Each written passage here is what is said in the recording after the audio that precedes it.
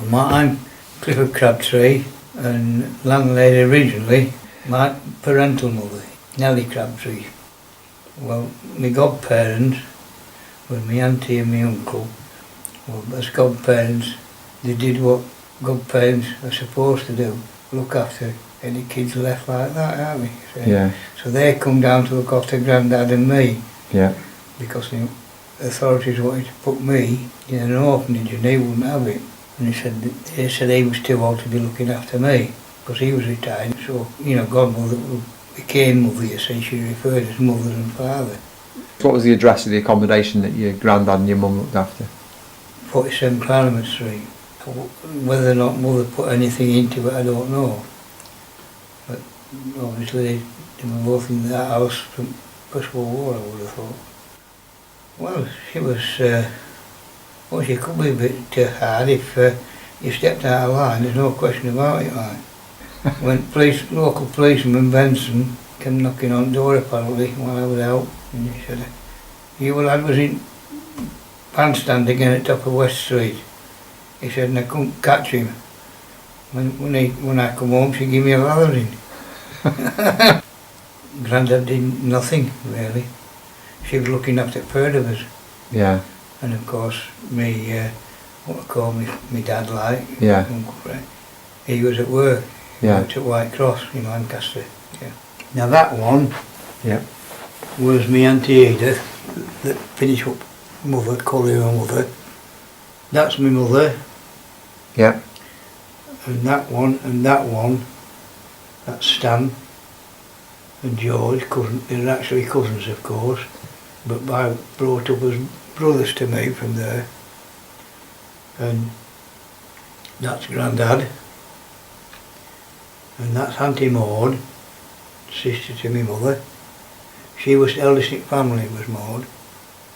And that's Mabel, her daughter, which is cousin to, and that's me, that's George, and that's Stan. She did all that. Right. She looked after the house in general, that was it. When if we're going for bread, like when she said, get yourself to, I used to go in the back way to confectioners and get me bread and everything straight out to the bakehouse. Carry your bag, sir, 4-wheel trolley like, and put it on the trolley and just pull it along. I used to go to Promenade Station, because that's from Yorkshire, you see.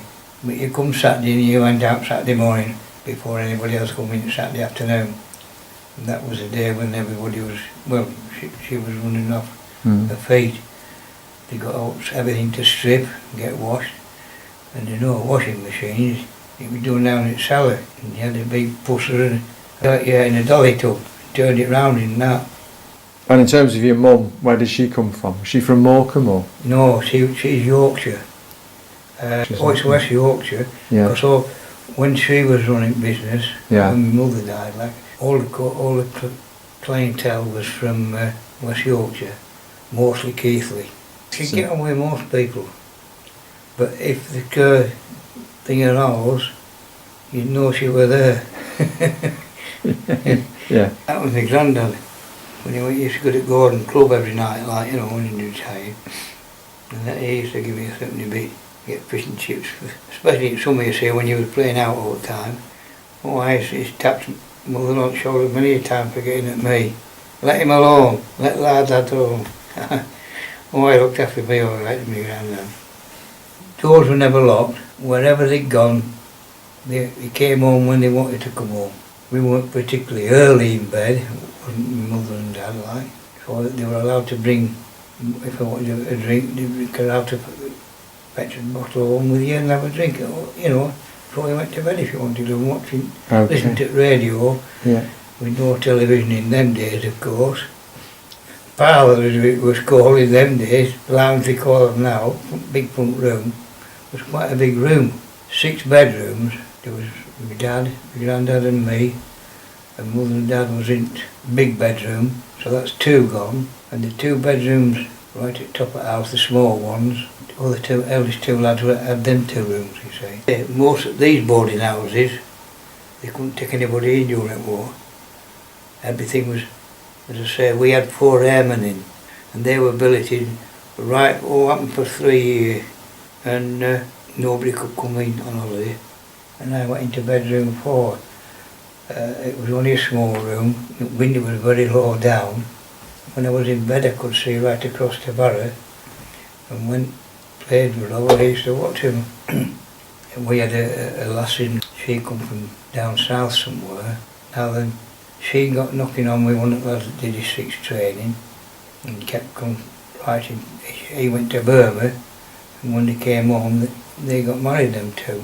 Well, it's what everything was done with letters, like, you know, just write and say booking time, like, you know, can we book so and so time? There weren't many people, well, there weren't many people had cars, never mind phones. I can't say anybody was any. Neighbours seemed to be quite friendly with one another all the time, yeah. And I can't honestly say that I heard of my mother ever getting on about people, you know, that lived in the street. They seemed to all get on together. Yeah. Well, we had gas lamps in the parlour, and coal fire heated bathroom, so once somebody had a bath, you had to wait about half an hour or even more to get warm water again. Just after when electric was really put in, yeah. Every Saturday night, mother and dad went out and went to Royalty Theatre. I mean, saw her perform there quite a lot, like, you know. Yeah. Well, she lived round the corner when she, you know, as a youngster. Yeah. I saw her there. Yeah. I started work at 11-year-old at Hewitt's, what used to be cheese and bacon shop. It was Urran lad. And on Saturday, one of the jobs I did was set all coupons up, A, B and C I think it was, and topic coupons, you know. And had to separate them, and all them went to Ministry of Agriculture, I think it was.